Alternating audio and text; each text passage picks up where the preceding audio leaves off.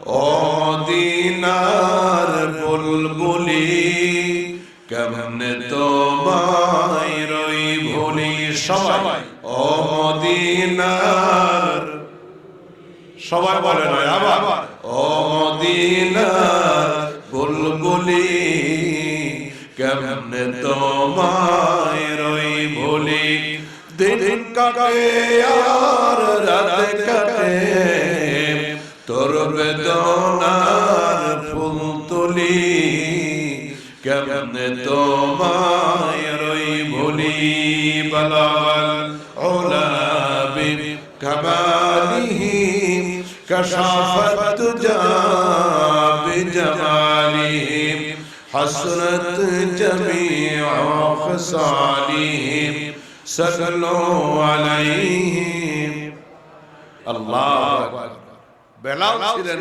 কালো কিন্তু দিলটা ছিল ঝকঝকে আলো চেহারার কন্ডিশন ছিল না ঠোঁট দুইটা পুরু কিন্তু মর্যাদা এত বেশি রাসূল বলেন আমি জান্নাতে এক লাল উটের উপরে বসা থাকবো যে উটের পিঠে চড়ে আমি জান্নাতে যাব ওই উটের লাগাম ধরে আমার আগে আগে জান্নাতে ঢুকে যাবে আমার বেলাল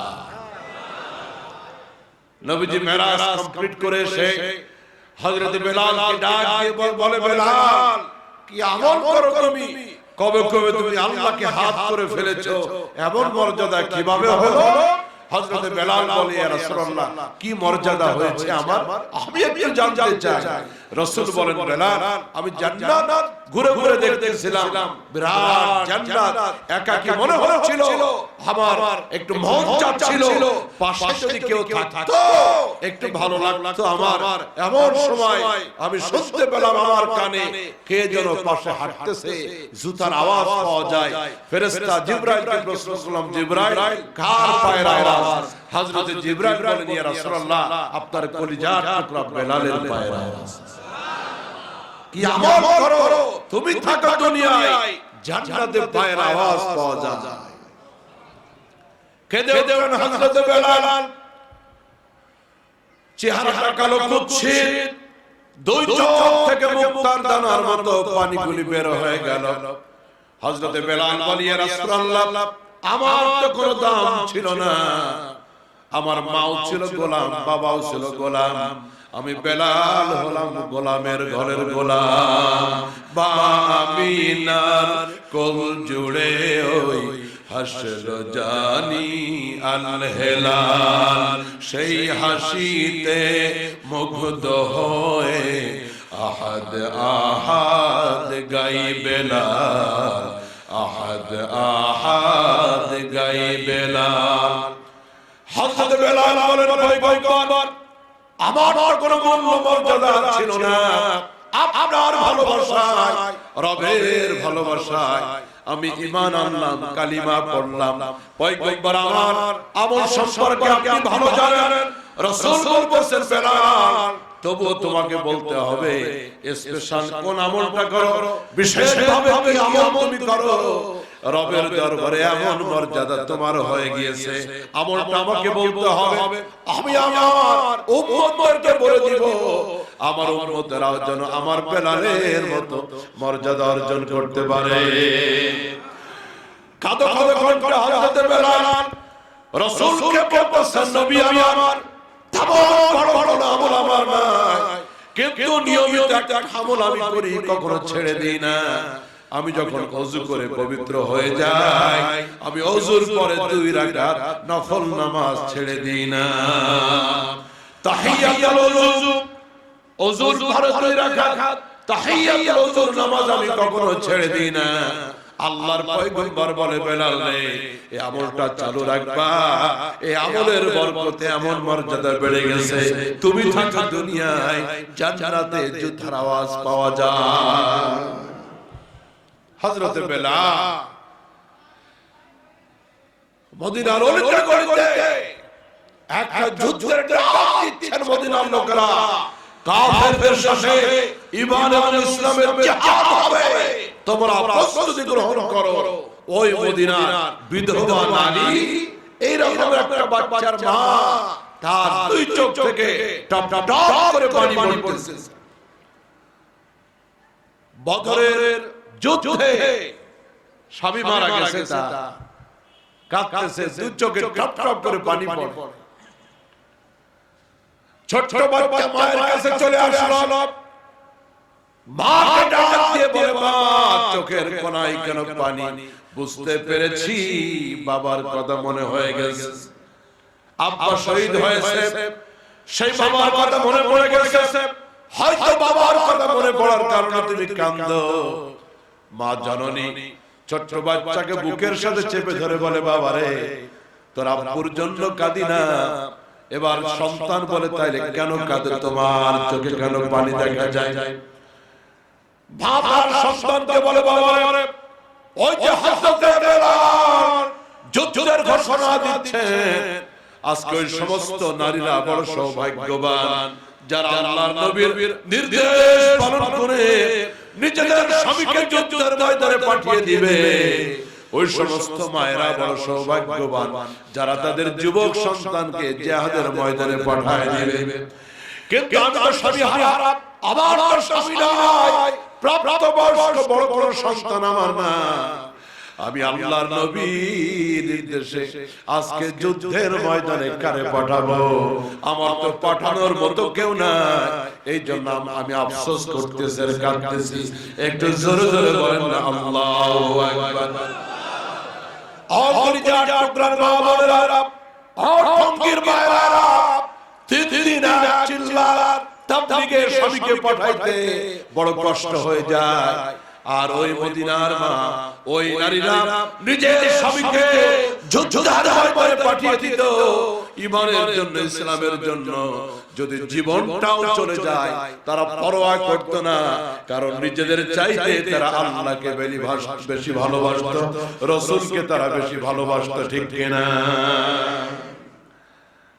মা যখন ছোট ছোট ছেলেকে বলে, বাবা তোমার বাবা নাই, তুমিও ছোট, কাকে পাঠাবো যুদ্ধের ময়দানে? এবার ওর মতো ছোট ছোট বাচ্চাটা মা জননী চোখে পানি মুছে দিয়ে বলে, মা আমাকেই পাঠাই দাও যুদ্ধের ময়দানে। মা বলে, তুমি তো ছোট ছোট মানুষ, তোমাকে কিভাবে পাঠাবো?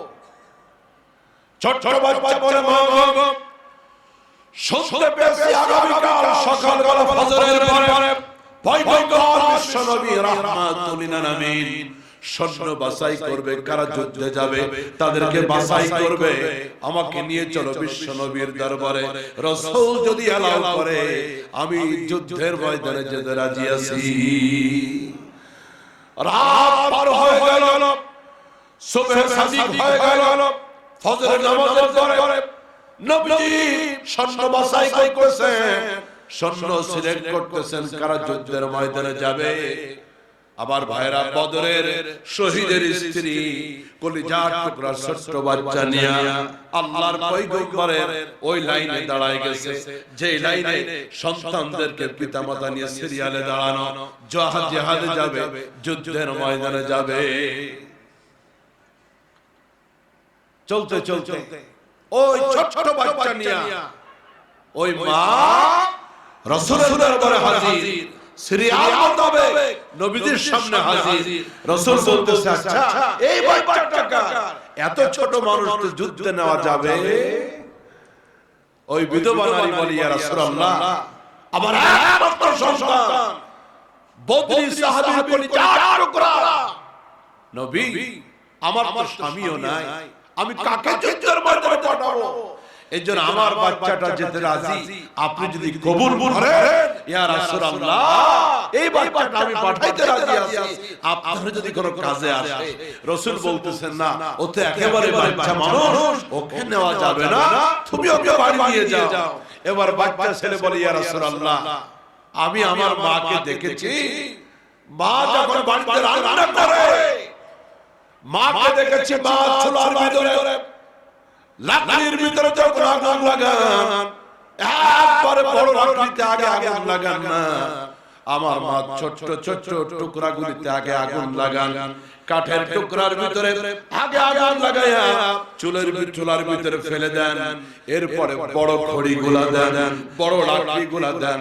ছোট ছোট লাকড়ির আগুন থেকে বড় লাকড়িগুলা দাও দাও করে জ্বলে ওঠে। পয়গম্বর, ইয়া রাসূলুল্লাহ, আমি কি হতে পারি না যুদ্ধের ময়দানে ছোট ছোট লাকড়ির মতো? আমার মা ছোট ছোট লাকড়িতে আগে আগুন লাগায় দেয়। পয়গম্বর, আমিও কি ছোট ছোট লাকড়ির মতো ভূমিকা রাখতে পারবো না? আপনার সাহাবীরা তৃষ্ণা বলে আমি আগে পানি আগায় দিব, কারো যদি ঔষধ লাগে আমি তার ঔষধ আগায় দিব। আল্লাহর নবী, আমাকে আপনি বঞ্চিত করবেন না। আমি আপনার কাঁধে কাঁধ মিলাইয়া কাফেরদের সাথে জিহাদ করতে চাই। নবী নিজে চোখের পানি ধরে রাখতে পারলেন না। ওদের ভিতরে এমনও ছোট ছোট বাচ্চা আছে যারা জীবনের পরোয়া করে না, যারা আল্লাহ এবং রসুলকে জীবনের চাইতে বেশি ভালোবাসে।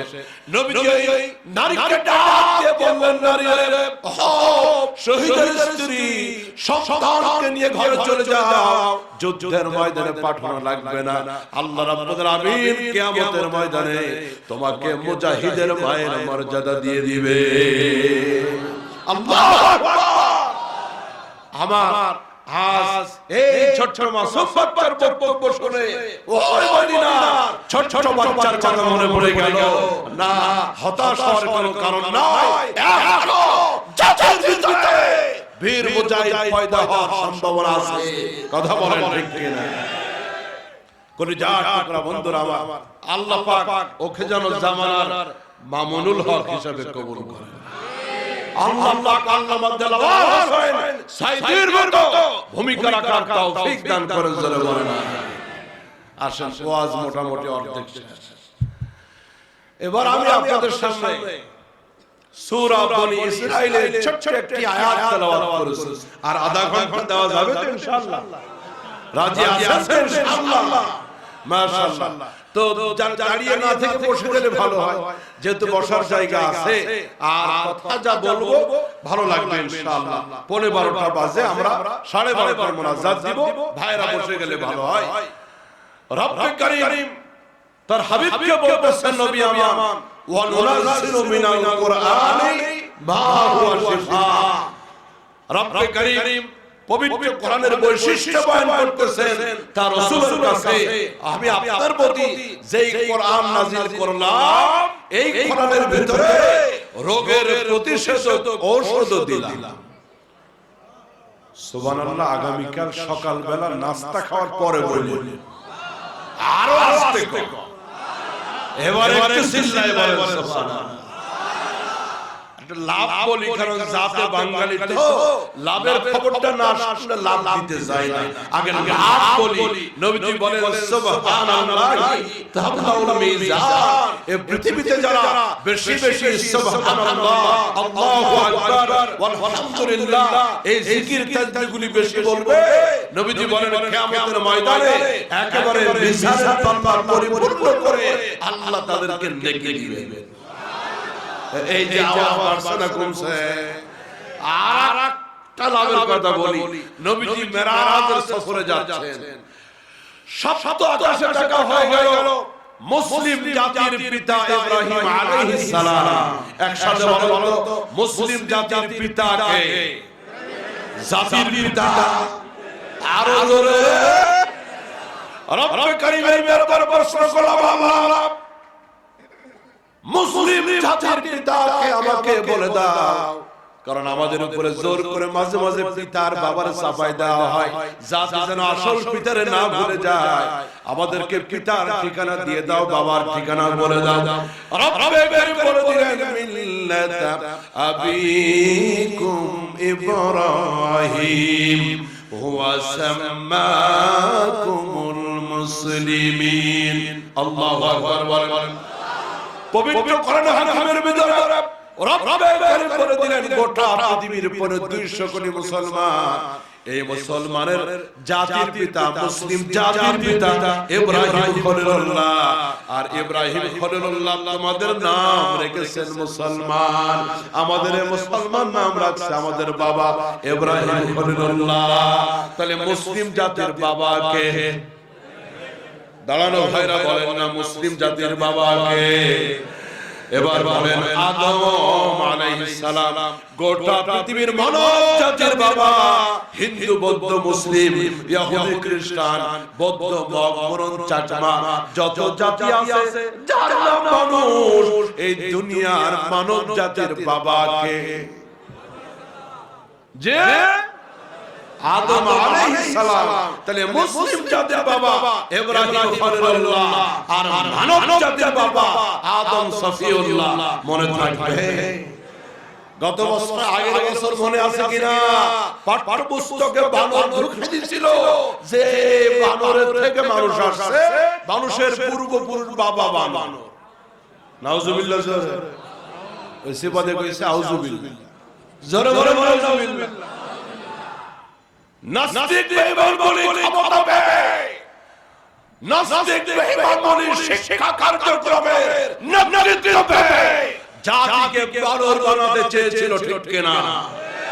মসজিদের মেম্বার থেকে গর্জন হয়েছিল, মাহফিলের মঞ্চ থেকে প্রতিবাদ হয়েছিল, ওদের এই দারুণবাদকে আমরা টাবিনে নিক্ষেপ করেছি। আদম আমাদের বাবা, কোন বানর থেকে পৃথিবীতে মানুষ আসে না। যারা জোর করে জাতিকে বানর বানাতে চায় ওরা নিজেরা বানর, আমাদের কোনো আপত্তি নাই। তবে বানরগুলিকে সব সমাজে, মানুষের সমাজে নয়, ওগুলিকে চিড়িয়াখানায় বন্দী করা দরকার। জাফর ইকবাল একটা আছে, মুরগি কবির আরেকটা আছে, এরকমের মোসওয়ালা কিছু বানর বাংলাদেশে আছে। দেখতে মানুষ কিন্তু ওরা নিজেদেরকে মানুষ মনে করে। মোসের এক মাথা গেছে ফরিদপুর, মোসের আরেক মাথা গেছে জামালপুর। মোসগুলা কাটা একটা জুতা সাফরা ব্রাশ তৈরি করা যাবে। এবার একসাথে বলেন আমাদের মুসলিম জাতির পিতা আর মানব জাতির পিতা। পিতাদের পরিচয় আমরা ভুলবো না, তাহলে ওরা জোর করে বানর আর শিক্ষককে আমাদের পিতা বানায় ছাড়বে। আমরা ওদেরকে শিক্ষা কমিশনে কোন নাস্তিক বেঈমান সাহাবাকে দেখতে চাই না।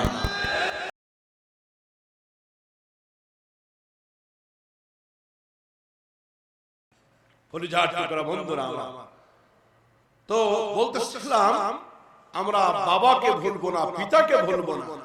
সপ্ত আকাশে হযরত ইব্রাহিম আলাইহিস সালামের সাথে দেখা হয়ে গেল নবীজি। ইব্রাহিম আলাইহিস সালাম বলছে ইয়া রাসূলুল্লাহ, আপনি মিরাজ সফর কমপ্লিট করে যখন পৃথিবীতে যাবেন আপনার উম্মতদেরকে আমার সালাম দিবেন আর বলবেন জান্নাতের জমিনটা খুব উর্বর, জান্নাতের পানি খুব সুমিষ্ট। আপনার উম্মতরা যেন পৃথিবীর হায়াতে থাকা অবস্থায় বেশি বেশি জান্নাতের বাড়িতে গাছ লাগায়। কি লাগায়? আরো জোরে বলেন। পয়গম্বর প্রশ্ন করলেন ইব্রাহিম আলাইহিস সালামকে, বাবা দুনিয়ায় থাকা অবস্থায় আমার উম্মতেরা জান্নাতের বাড়িতে কিভাবে গাছ লাগাবে? হযরত ইব্রাহিম বলে দিলেন, নবী আমার যে মুহূর্তে দুনিয়ায় থাকতে আপনার উম্মতেরা বলবে সুবহানাল্লাহ ওয়ালহামদুলিল্লাহ ওয়ালা ইলাহা ইল্লাল্লাহ আল্লাহু আকবার, এইভাবে পৃথিবীর জমিন থেকে আপনার উম্মতেরা জিকির করবে, তাসবিহ পড়বে। একবার সুবহানাল্লাহ বলতে দেরি হবে, জান্নাতের ভিতরে বিরাট বড় ফলের গাছ তার নামে আল্লাহ লাগাইতে দেরি করবে না। আরো জোরে বলেন সুবহানাল্লাহ। যারা সুবহানাল্লাহ বললেন এই মুহূর্তে একটা গাছ লেগে গেছে, আবার লাগলো, আবার লাগলো। বলতেই থাকবেন, লাগাতেই থাকবে জোরে সুবহানাল্লাহ। আর সেই জান্নাতের গাছের ফল একে দুনিয়ার কাঠের গাছ ল্যাংড়া, দুনিয়ার আম আছে ল্যাংড়া। কি এই ল্যাংড়াম খাইতে কি মজা না খারাপ? এই ল্যাংড়া যদি এত মজা হয় তাহলে সোজা হইলে কেমন মজা হবে? আল্লাহু আকবার। নবীজি বলেন জান্নাতের গাছগুলি ওই গাছের গোড়া হবে স্বর্ণের, মাথা হবে রূপা। তোর দুনিয়ার কাঠের গাছের ল্যাংড়া আম যদি এত মজা লাগে, স্বর্ণের গাছের আম কেমন লাগবে জান্নাতে? সুবহানাল্লাহ। তাফসীরে নুরুল কুরআন লেখে আল্লাহ পয়গম্বর বলেন জান্নাতের ভিতরে এক একটা খেজুর হবে 12 হাত লম্বা। অনেকের মানসিক টেনশন শুরু হয়ে গেছে, হুজুর বলেন কি 12 হাত লম্বা খেজুর, একটা খেজুর এই 1.5 ইঞ্চি মুখ দিয়ে কেমনে খাবো? অনেকের রাতে হয়তো ঘুমও ঠিক মতো নাও হইতে পারে। টেনশন করার কোনো কারণ নাই। রাসূলুল্লাহ বলেন প্রত্যেক জান্নাতি, বুখারীর হাদিস, প্রত্যেক জান্নাতি যখন তাকে জান্নাতে প্রবেশ করানো হবে, রব্বুল আমিন তাকে 60 হাত লম্বা বানিয়ে দিবেন। উচ্চতায় হবে 60 হাত, পার্শ্বে হবে 20 হাত, এই আড়াআড়ি হবে 20 হাত, উচ্চতায় হবে 60 হাত। তাহলে মুখের সাইজও 1.5 ইঞ্চি থাকবে। আল্লাহর পয়গম্বর বলেন সেই জান্নাতের খেজুর গাছে এক একটা খেজুর হবে 12 হাত লম্বা, দুধের চাইতেও সাদা হবে, মধুর চাইতেও মিষ্টি হবে, মাখনের চাইতে আরো নরম হবে।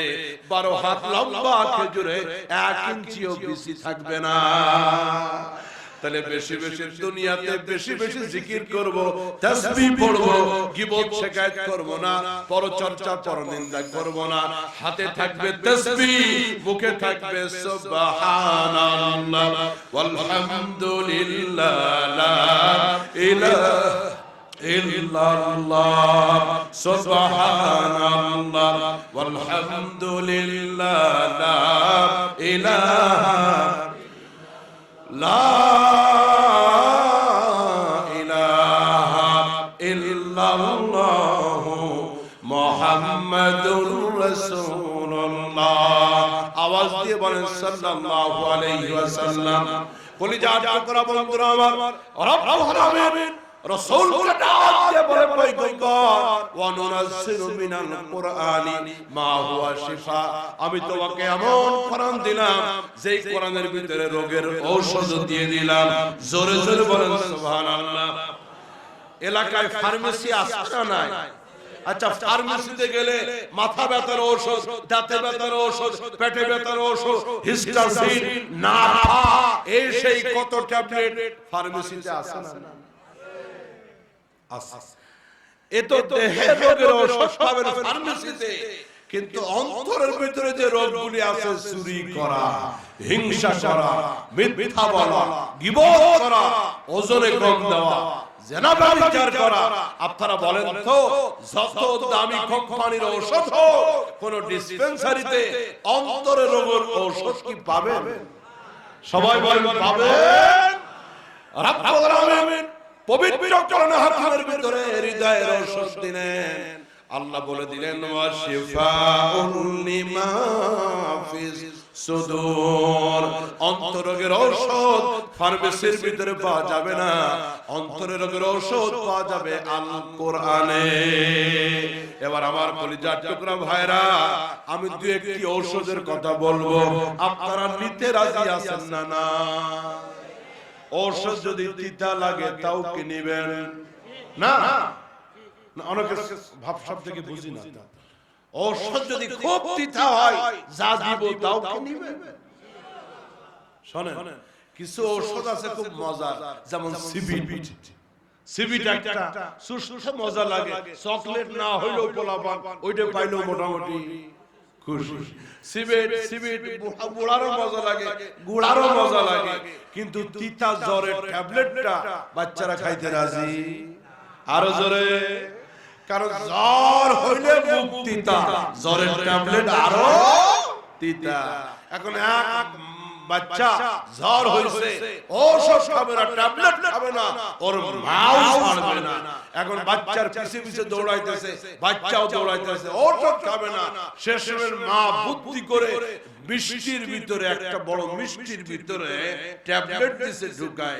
এবার ছেলের ডাক দিয়ে বলে, বাবা এটা টাঙ্গাইলের বিখ্যাত চমচম। টাঙ্গাইল জেলার সব থেকে বিখ্যাত জিনিস কি? আরো যারা বলেন টাঙ্গাইলের চমচম। নেত্রকোনায় আছে বালিশ মিষ্টি, ময়মনসিংহে আছে মুক্তাগাছা মন্ডা, এরপরে কুষ্টিয়াতে তিলের খাজা, বগুড়ায় আছে দই, পাবনায় আছে ঘি, রাজশাহীতে আম, দিনাজপুরের লিচু, এরপরে বরিশালে আমড়া, চাঁদপুরে ইলিশ, চাঁদপুরে ইলিশ, যশোরে গেলে পাবেন খেজুরের রস আর গুড়। প্রত্যেকটা জেলায় আল্লাহ এক একটা নিয়ামত রেখে দিয়েছেন তার বান্দা বান্দীদের জন্য। এখন মা ডাক দিয়ে বলে, বাবা এটা টাঙ্গাইলের পোড়াবাড়ির বিখ্যাত চমচম, একটা খাও। ছেলে বলে, মা নাম শুনছি, জীবনে খাই নাই, তাড়াতাড়ি একটা চমচম দাও। আপনারা বলেন ওইটা কি শুধু চমচম না ভিতরে ট্যাবলেট? মিঠা না তিতা? ছেলে কি তা জানে? মায়ের হাত থেকে মিষ্টি নিয়ে খেতে খেতে দৌড়, মাও খুশি। তুই ট্যাবলেট খাবি না, তোর বাপ খাবে। তোর কে খাবে? একটু বড় নজর করে দেখে ছেলেটা দৌড় দিয়ে আসতেছে হাতের মুঠি করে ভাইয়ের কাছে এসে বলে, মা মিষ্টিটা খুব মজা ছিল, ওর ভিতরের এই বিচিটা তিতা। মা তাকায় দেখে মিষ্টির গুষ্টি শুদ্ধ শেষ, ট্যাবলেট কলিজার টুকরা বন্ধুরা আমার একসাথে বলবেন, মিষ্টির ভিতরে ঢুকিয়ে দেওয়া মায়ের দেওয়া ওই ট্যাবলেটটা কষ্ট করে ছেলে যদি খেত, বলেন তো রোগটা ভালো করতেন কে? আরো জোরে বলেন। পবিত্র কোরআন হাকিমের ভিতরে যত প্রেসক্রিপশন দিলেন, যত ঔষধ দিলেন, চুরি বন্ধ হওয়ার, ধর্ষণ বন্ধ হওয়ার, অন্যায় বন্ধ হওয়ার, এগুলি যদি আমরা মানতে পারি, আল্লাহর কসম করে বলি, শুধু আমরা নয়, সত্যিকারের বাংলাদেশটা সোনার বাংলা হয়ে যেত। তাও চুরি, বেল চুরি, জুতা চুরি থাকতো না। রাষ্ট্রের বড় বড় হেভি মন্ত্রী চোরগুলা রাষ্ট্রের কোটি কোটি টাকা চুরি করে ভারতে পালায় যেত না। কথা বলতে হবে, ঠিক কিনা? কলিজার টুকরা বন্ধুরা আমার, এই জন্য পবিত্র কোরআন থেকে প্রেসক্রিপশন গ্রহণ করতে হবে। জাতির চরিত্র ভালো হয়ে যাবে। যে সমাজের মানুষগুলি আল্লাহর কোরআনের প্রেসক্রিপশন আমল করে, ওই সমাজের মানুষগুলি সোনার মানুষ বানায়া দেন কে? ছোট্ট একটা ইতিহাস, একটু মদিনায় নিব আপনাদেরকে। যাইতে রাজি আছেন? সবাই মদিনায় যাইতে রাজি? টাকা যার কাছে নাই সেও রাজি? আচ্ছা, এবার হাত নামা। শুধু টাকা হইলেই কি মদিনায় যাওয়া যায়? এদেশের বহু কোটিপতি, লাখ কোটি আছে, সিঙ্গাপুর, লন্ডন, আমেরিকা ঘরে, আজ মক্কা মদিনা কপালে জোটে না। আবার মাঝে মাঝে দেখা যায় মুদি দোকানদার, সেও হজ করে চলে আসছে। আল্লাহু আকবার। তাহলে বোঝা গেল শুধু টাকা হইলেই মক্কা মদিনা যাওয়া যায় না, আবার টাকা না হইলেও যে থেমে আছে এমন না, কবুল হতে হয়। টঙ্গীর পাশে একটা জায়গা আছে উত্তরা, এই উত্তরা 6 নম্বর সেক্টরে প্রত্যেক বছর হজের ট্রেনিং দেওয়া হয়। একটা জায়গা আছে, আলেম ওলামা যারা হজ করতে যাবে, এই হাজী সাহেবদের হজে যাওয়ার আগে তাদের ট্রেনিং এর ব্যবস্থা করে। কোন ঝাড় টুকরা বন্ধুরা আমার, রব্বুল আমিন যদি কবুল করেন মদিনার জন্য, টাকা পয়সা কোনো বাধা হয়ে থাকবে? আর আমাদের টাকা কম থাকতে পারে, আমাদের মালিক আল্লাহর ভান্ডারে তো কম না। দেখো উত্তরাতে এই হজ ট্রেনিং সেন্টার আছে একটা জায়গায়, চতুর্দিক থেকে লোকেরা এই জায়গায় হজের প্রশিক্ষণ নিতে আসে।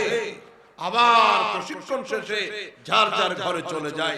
একজন রিকশাওয়ালা দিল নরম করে দিবেন, একজন রিকশাওয়ালা দূর থেকে দাঁড়ায় দাঁড়ায় দেখে আর মনে মনে ভাবে, আহারে এই লোকগুলির কত টাকা, তারা হজ করতে যাবে, আরব সাগর পাড়ি দিবে, আমার নবীর মদিনায় সালাম দিবে, কাবা ঘর তাওয়াফ করবে। আমি রিকশাওয়ালা, আমার কি অত টাকা আছে? আমি কি কোনোদিন মদিনায় যেতে পারবো? কিন্তু ওর কলিজাটা ফেটে যায়, কলিজা ফেটে যায়, আর মনে মনে বলে, মনে বড় আশা ছিল যাব মদিনায়, বলে মনে বড় আশা ছিল যাব মদিনায় সালাম আমি করব গিয়ে নবীর রওজায় মনে বড় আশা ছিল যাব মদিনায় আর দুই চোখ থেকে টপ টপ করে খালি পানি পড়ে হযরত ট্রেনিং যখন শেষ হয়ে যায়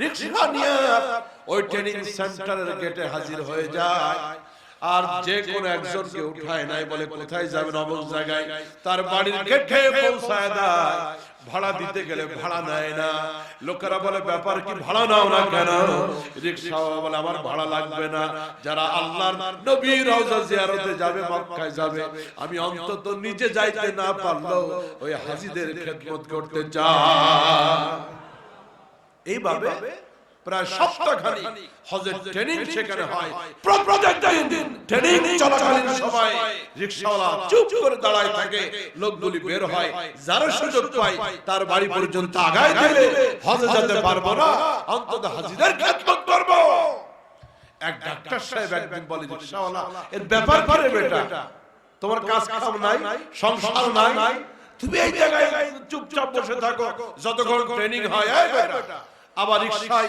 বাড়ি পর্যন্ত পৌঁছায় দাও টাকা পয়সা নেও না আমরা না হজে যাব আমাদের কাজ আছে এখানে তুমি থাকো কেন বলে স্যার আমি গরিব মানুষ আপনারা হজে যাবেন আমার মনটাই চাইতেছে যারা একটা হজে যাবে তাদের পায়ের ধুলি যেন আমার রিকশায় লাগে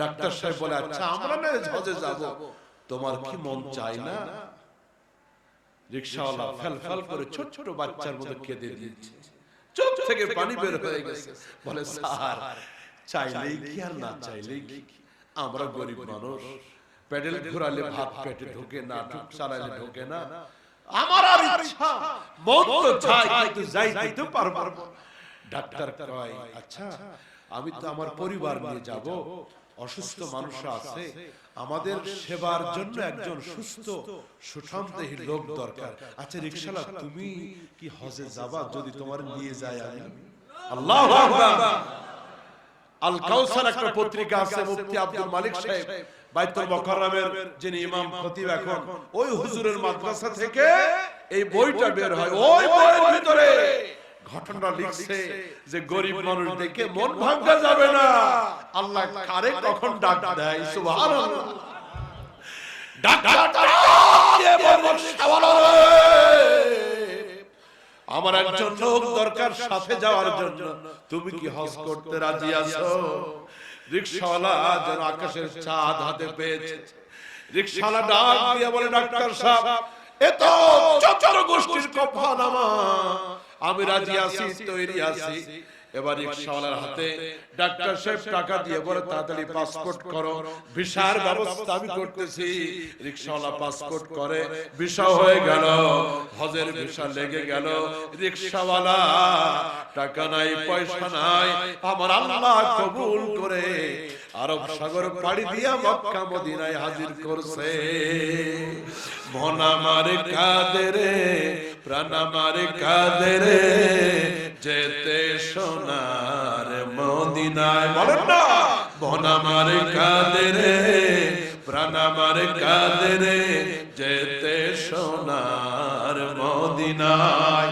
যেই মদিনা ধন্য হলো যেই মদিনা ধন্য হলো পেতব ঠিকানা বলেন না মন আমার কাঁদে রে প্রাণ আমার কাঁদে রে যেতে সোনার আল্লাহ আমাদের সবাইকে তুমি সোনার মক্কা মদিনা জিয়ারত কবলে কবুল করো জোরে বলেন আমিন দিয়ে যাব ইনশাআল্লাহ নারে তাকবীর লিল্লাহ তাকবীর দিন ইসলাম আখের মাহফিল নারে তাকবীর আমিরুল মুমিনিন খলিফাতুল মুসলিমিন হযরত ওমর মদিনার খলিফা শুধু মদিনা নয় অর্ধ পৃথিবী প্রায় 32 লক্ষ বর্গ মাইলের শাসক হযরত ওমর। যেই সমাজের মানুষগুলি কোরআন মানে, কোরআনের প্রেসক্রিপশন দিয়া অন্তর সুস্থ করে, সেই সমাজের মানুষগুলি কেমন হবে একটু দৃষ্টান্ত দিয়েই আমরা মোনাজাতের দিকে যাব। হযরত ওমর একদিন দ্বীপ প্রহরের সময় ছদ্মবেশে মদিনার অলিতে গলিতে ঘুরতেছেন মানুষের খবর নেওয়ার জন্য। চলতে চলতে মরুভূমি পাড়ি দিয়া পাহাড়ের কাছে গেলেন। লক্ষ্য করলেন এক রাখাল ছেলে উট চড়ায়, বকরি চড়ায়। আমিরুল মুমিনিন খলিফাতুল মুসলিমিন হযরত ওমর ছদ্মবেশে, তালিযুক্ত পোশাক, নতুন কেউ দেখলে চিনবে না, মনে হবে যেন একজন ফকির ভিখারি। রাখাল ছেলেটা ওমরকে চিনতে পারল না। হযরত ওমর রাখালের কাছে গিয়ে আগে তার সালাম দিলেন, আসসালামু আলাইকুম ওয়া রাহমাতুল্লাহ। টঙ্গীর ভাইরা বলেন তো, দুইজন ইমানদার মুসলমান প্রথম সাক্ষাৎ হলে প্রথম কথা হবে কি? আরো জোরে সবাই মিলে আমার একটা সালাম দেন তো। এই যে এখন যে সুন্দর করে সালাম দিলেন, রাস্তাঘাটে বাজারেতে এমন সুন্দর সালাম দেখা যায় না। আসসালামু আলাইকুম ওয়া রাহমাতুল্লাহ। রাস্তা বাজার গেলে সালাম হয়ে যায় আসসালামু আলাইকুম। এই কোয়ালিটির সালাম তো মার্কেটে বেশি। আসসালামু আলাইকুম, আসসালামু আলাইকুম না না না, এর দ্বারা সুন্নাত আদায় হবে না। সালাম স্পষ্ট হতে হবে, আসসালামু আলাইকুম বলেন। বাসা বাড়ি ফরদার আলে আমার মা বোনেরা, আপনারা সালামটা শুদ্ধ করে এখন থেকে নিজের ঘরে সালাম দিবেন, স্বামীকে সালাম দিবেন। যেই ঘরে সালাম আছে ওই ঘরে শান্তি, ঝগড়া থাকবে না। যদি সালাম চালু হয়ে যায়, একে অপরকে দোয়া, আসসালামু আলাইকুম, তোমার উপরে আল্লাহর পক্ষ থেকে শান্তি এবং রহমত বর্ষিত হোক। যেই ঘরে একে অপরকে এইভাবে দোয়া দেয়, ওই ঘরে শান্তির জন্য তাবিজ আর পানি পড়া তেল পড়া লাগবে না। তা না হলে ঘরের ভিতরে যদি নামাজ না থাকে, কোরআন তেলাওয়াত না থাকে, যদি আল্লাহর নবীর সুন্নাত সালাম না থাকে, শুধু ওই টিভি ভিসিআর আর বিদেশি চ্যানেল দিয়া শান্তি হবে। সকালে ঝগড়া, বিকালে ঝগড়া, রাতে ঝগড়া, সকালে প্লেট ভাঙে তো রাতে গ্লাস ভাঙে। আছে না না? আছে না না? পত্র পত্রিকা বলতেছে যতই দিন যাচ্ছে দাম্পত্য কলহ বাড়তেছে, পারিবারিক অশান্তি বাড়তেছে, ডিভোর্স বাড়তেছে। এটা ভালো খবর। তো স্বামী স্ত্রী ঝগড়া করে প্লেট ভাঙে, বাটি ভাঙে, গ্লাস ভাঙে, তো পাশের ফ্ল্যাট থেকে কিছুই সারা বছর ভাঙে না। দুইজন চিন্তায় পড়ে গেছে, ব্যাপার কি গো? তারা মনে হয় খুব মিল মহব্বত, চলো দেখি আমরা এত কিছু ভাঙি, ওদের বাসা থেকে তো কোনো আওয়াজ টাওয়াজ আসে না। দুইজন মিলে দরজায় টোকা দিছে, খোলার পরে দুইজন স্বামী স্ত্রী বাড়ির মালিকের জিগায়, ভাইজান এই যে 5 বছর যে পাশাপাশি থাকি, আমাদের ফ্ল্যাটে এত ঝগড়া, এত কিছু ভাঙা ভাঙি, আপনাদের ফ্ল্যাট থেকে কোনো আওয়াজ আসে না, ব্যাপার কি? কয় দেখেন, আমরা বিয়ের সময় চুক্তি করছি দুইজন মিলে স্বামী স্ত্রী, স্বামী আমি ঝগড়া করলে আমার বউ চলে যাবে ছাদের উপরে, বউ ঝগড়া করলে আমি যাব ছাদের উপরে। এই 12 বছর মোটামুটি আপনার ভাবি সাহেবা এত যে ঝগড়া করে, আমি 12 বছর ধরে ছাদের উপরে আছি। আমি আছি কই? আমি ওই ছাদে আছি, নিচে নামা লাগে না, প্লেট বাটিও ভাঙা লাগে। তো এখন থেকে আর প্লেট বাটি ভাঙা লাগবে না, সালাম চালু করেন, নামাজ চালু করেন, শান্তির ফয়সালা করবেন কে? তাহলে এখন থেকে পরিবারকে সালাম দিব আমরা, রাজি তো ইনশাআল্লাহ? হযরত আয়েশা সিদ্দিকা রাদিয়াল্লাহু তাআলা আনহা বলেন, নবীজি দূর থেকে দেখতাম আসতেছে বাড়িতে, আমরা লুকিয়ে থাকতাম, রাসূল কাছে আসলেই সালাম দিব। আম্মা জান হযরত আয়েশা বলেন, আমরা দিতে যাব, আমরা দেওয়ার আগে নবী আগে সালাম দিয়ে দিতেন। সুবহানাল্লাহ। তো আসতে জোরে বলেন সুবহানাল্লাহ। কলিজার টুকরা বন্ধুরা আমার, আমিরুল মুমিনিন খলিফাতুল মুসলিমিন হযরত ওমর রাখালকে আগে সালাম দিয়ে দিলেন, রাখাল সালামের জবাব দিল, কিন্তু হযরত ওমর মদিনার প্রেসিডেন্ট, রাখাল চিনতে পারল না। হযরত ওমর রাখালকে ডাক দিয়ে বলে, তোমার নাম কি? বলে, আমার নাম আবু মাহজা। এবার হযরত ওমর বলে, আবু মাহজা, তুমি কি বলতে পারো মদিনার খলিফার নাম কি? রাখাল ছেলে বলে, মিয়া আশ্চর্য লোক তুমি, রোম ফারসের লোকেরা মদিনার খলিফাকে চেনে, আর তুমি মদিনার মানুষ হয়ে জিজ্ঞাসা করো মদিনার খলিফার নাম কি? ভালো করে শুনে রাখো, মদিনার খলিফা হযরত ওমর, নামটা আর যেন ভুল না হয়। আল্লাহু আকবার। রাখাল কার শিখাইতেছে না? ওমরকে শিখাইছে। এর নাম হলো মার কাছে মামু বাড়ি গল্প। হযরত ওমর বলে, আচ্ছা আবু মাহজা, তুমি কি বলতে পারো মদিনার খলিফা ওমর লোকটা কেমন? সে নাকি ভালো লোক না, জনগণের হক আদায় করে না। ওমর একটু পরীক্ষা করতে যাচ্ছেন, মদিনার লোকেরা কি রিপোর্ট করে। রাখাল ছেলে বলে, দেখো উল্টো পাল্টা কথা বলবা না, খলিফার সম্পর্কে একটা বাজে কথা বলবা, এই মদিনার মানুষ সেটা সহ্য করবে না। হযরত ওমর খুব খুশি হয়ে গেলেন। হযরত ওমর বলছে, আচ্ছা এত ভালোবাসো তোমরা মদিনার খলিফাকে? রাখাল ছেলে বলে, শুধুই ভালোবাসি না, আমরা ওমরের জন্য জীবন দিতে রাজি। আল্লাহু আকবার। শাসক হলে, নেতা হলে এমন নেতা হওয়া দরকার যেই নেতার জন্য জনগণ জীবন দিতে। আমাদের নেতা যারা হয়, সুবহানাল্লাহ, জীবন দিবে জনগণ দূরের কথা, নিজেরাই জীবনের ভয়ে রাস্তা দিয়ে যখন কোন দিকে যায়, চতুর্দিকে এত পুলিশ র্যাবের পাহারা, অ্যাম্বুলেন্সও বলে একটা থাকে পাশে।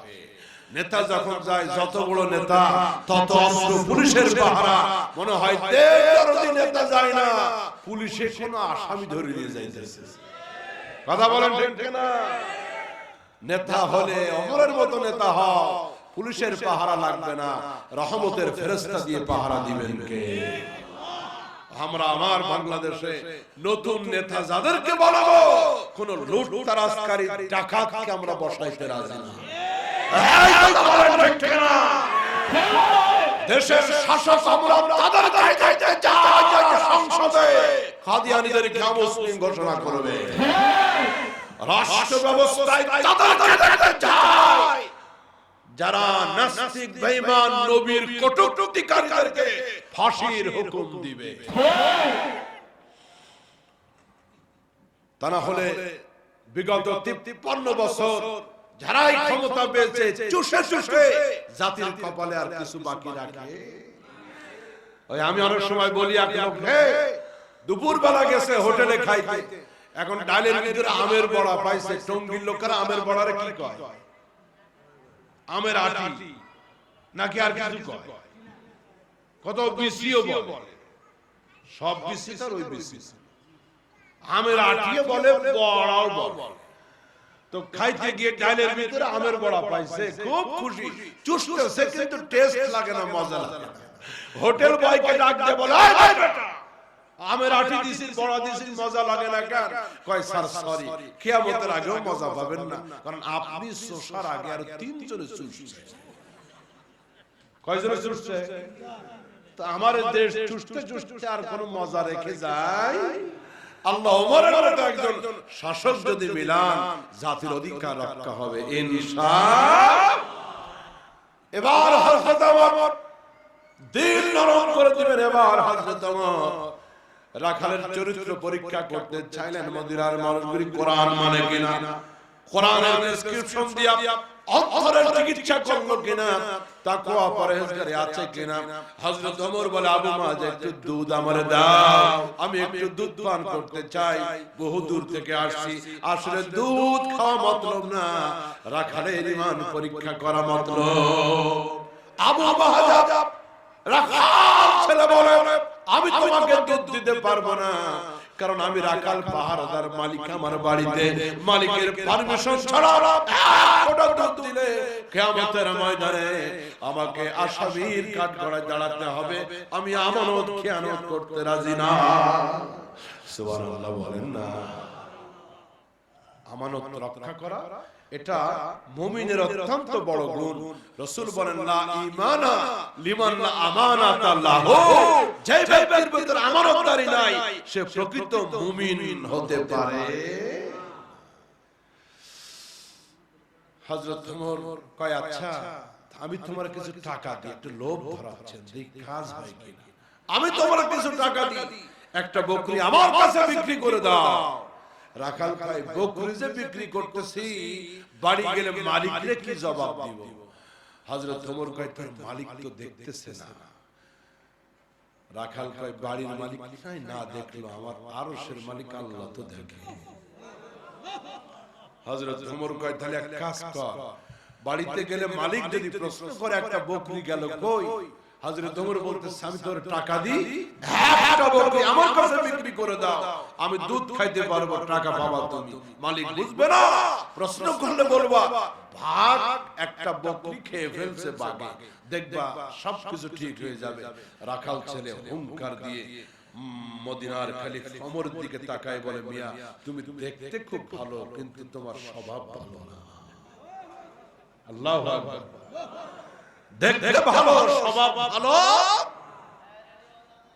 কলিজা টুকরা বন্ধুরা আমার, হযরত ওমর খালকে ডাক দিয়ে আবু মাজাব এত বড় কথা আমাকে বললে আমার স্বভাব ভালো না, তুমি কি আমাকে জানো, আমার চিনো নাম কি? রাখাল ছেলে আবু মাজাব ডাক দিয়ে বলে এসেছে ওমরের মদিনায় বকরি চুরি করার ট্রেনিং দিতে, আবার সেনাও লাগবে না, চিন্তা হবে না, তবে এই মুহূর্তে তোমার নাম বলো, আমি তোমার নাম নিয়ে খলিফা ওমরের দরবারে একটা চুরির বিচার দিতে চাই। আল্লাহু আকবার। শাসক কোরআনওয়ালা, জনগণ কোরআনওয়ালা। হযরত ওমর চুপ করে আছে, কথা বলতে পারে না। শুরু থেকে রাখালের চরিত্র মাধুর্য ঈমান আমানতদারি দেখে মদিনার খলিফা ওমরের দুই চোখ থেকে টপ টপ করে পানি পড়তেছে আনন্দের কারণে, খুশির কারণে। রাখাল ছেলে বলে এখন কাঁদলে লাভ হবে না, বুঝতে পেরেছি ওমরের বিচারের ভয়ে তুমি কাঁদতেছো, এখন কাঁদলে লাভ হবে না, না ভালো যত দেরি করবা বিচার কঠিন হবে। হযরত ওমর কথা বলতে পারে না, ঠোঁট দুইটা থরথর করে ছোট বাচ্চার মতো কাঁপে। হযরত ওমর কাঁপা কাঁপা কণ্ঠে বলে আবু মাজা নাম জানতে যাও, শুনে রাখো আমার নাম হলো ওমর। হযরত ওমর জয় বলে আমার নাম ওমর। ওমর নামটা শুনে রাখালের কলিজায় পানি নাই, পায়ের নিচ থেকে যেন মাটি সরে যায়, দুই হাত জোড় করে বলে আমিরুল মুমিনিন, আপনি কি আমিরুল মুমিনিন ওমর? আমাকে একটু ভালো করে বলতে হবে।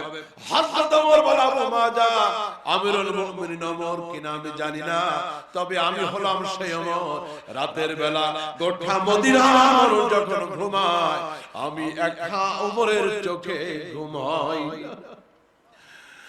রাতের বেলা মদিনা পাহারাদারি করা লাগে,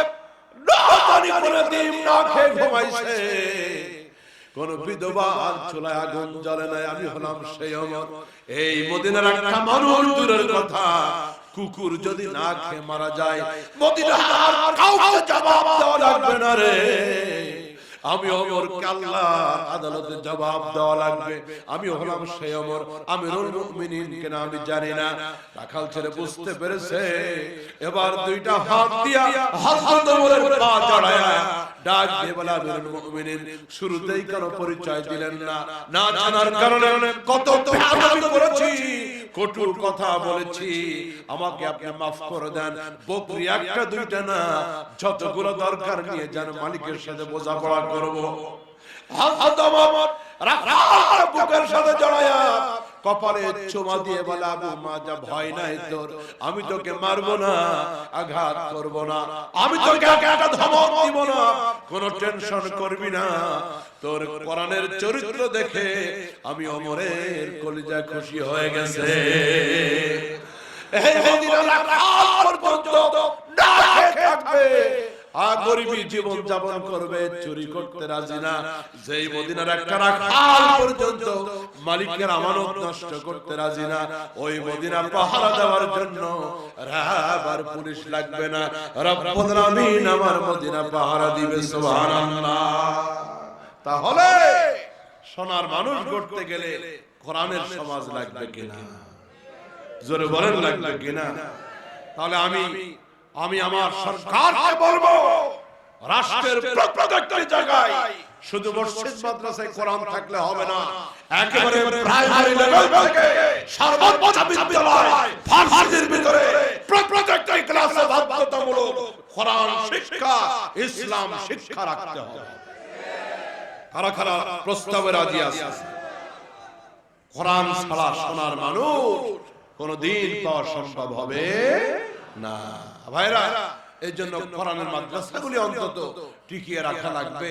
এগুলি হলো ক্যান্টনমেন্ট, জাতির সুরক্ষার জন্য সেনা ক্যাম্প থাকে, আর্মি ক্যান্টনমেন্ট থাকে, ঠিক জাতির ঈমানকে সংরক্ষণের জন্য এই মাদ্রাসাগুলি হলো ক্যান্টনমেন্ট।